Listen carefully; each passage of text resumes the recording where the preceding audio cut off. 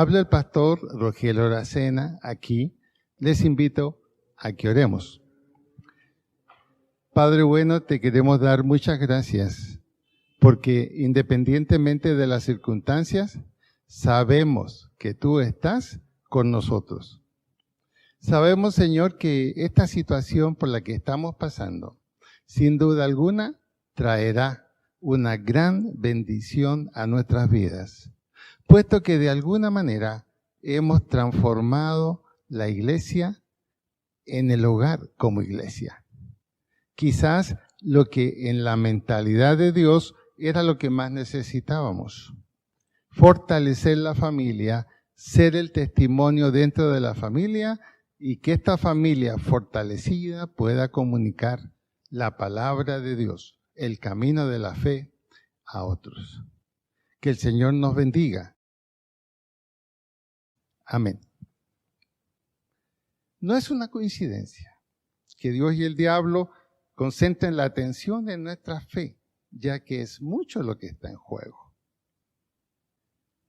Sin fe es imposible agradar a Dios.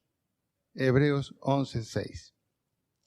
Esa es una razón por la cual nos convendría aceptar los desafíos de la fe como una realidad de esta vida.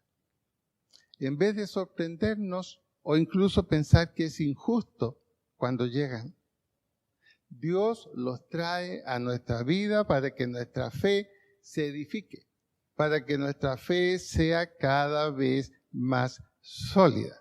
Imagínense ustedes, aún en medio del ataque, aún en medio del problema, recordar lo que dice Apocalipsis 4:11, porque tú creaste todas las cosas, por tu voluntad existen y fueron creadas. Aún Satanás es un ente creado.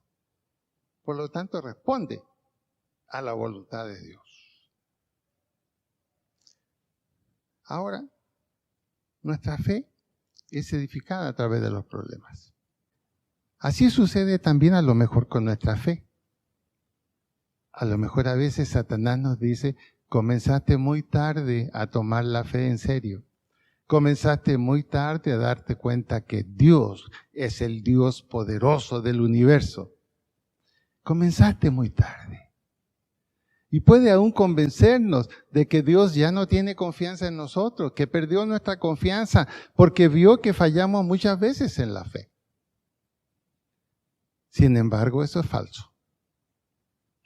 Dios es un Dios perdonador, es un Dios que levanta, es un Dios que restaura. El nombre que se le dio a David, un hombre conforme al corazón de Dios, no fue por su conducta, no fue por sus fallas, fue por su actuar en fe. Cuando estuvo en el peor problema de su vida, y en el Salmo 33, 34, manifestó su confianza en Dios a pesar del pecado que él había cometido. Es la gran diferencia entre Judas y Pedro. Judas se arrepintió, revisó todo lo que había sucedido en los 3 años con Jesús y reconoció que había fallado miserablemente. Lloró por su pecado. Y fue a devolver el dinero que había recibido. No le fue recibido. Y esto ahondó su culpa. Y la ahondó de tal manera que él se suicidó. ¿Por qué? No tuvo la suficiente confianza, no tuvo la suficiente fe para creer que el Señor podría perdonarle. Esa fue la diferencia con Pedro. Y seguramente, si Judas lo hubiera hecho de ir a hablar con Jesús, él le hubiera dicho, no tenías por qué tomar ese lugar. En toda la palabra de Dios no dice que Judas, el nombre Judas, significaba que ese era el hombre que tenía que traicionar. La Biblia dice uno de ellos, uno de los que está con él. Uno de los que mete su mano en mi plato, dijo Jesús. y Judas estuvo dispuesto. Uno dice, yo nunca voy a ser como Judas. Nunca llegaré a ese lugar.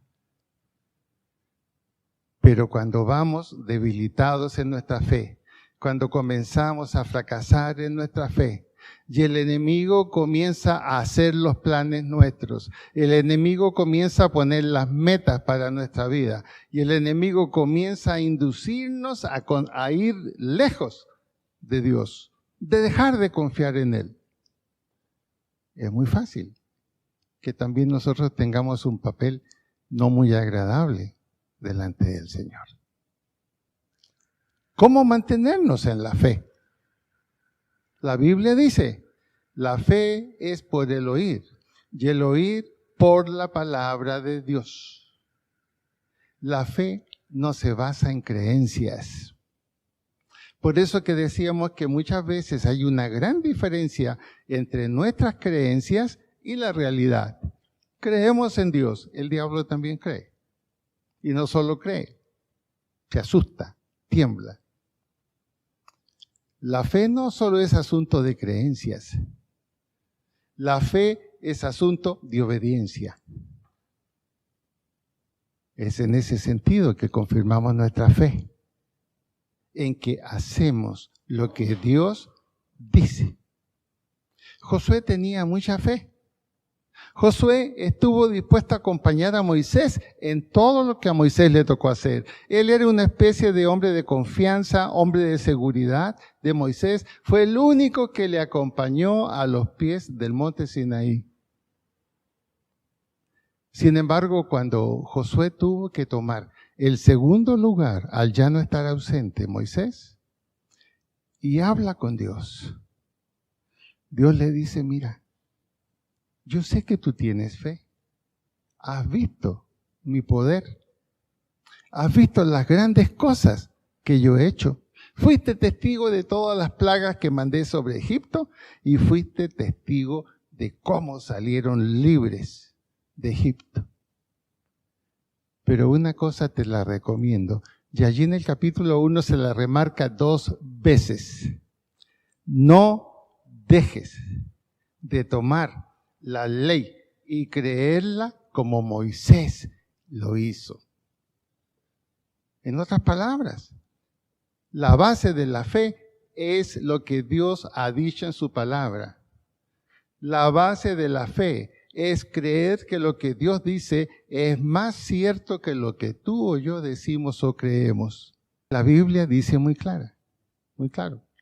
Si tú caminas en fe conmigo, si tú eres obediente a mi palabra, no enviaré ninguna plaga de las que envié sobre los egipcios, sobre ti. ¿Qué significa eso?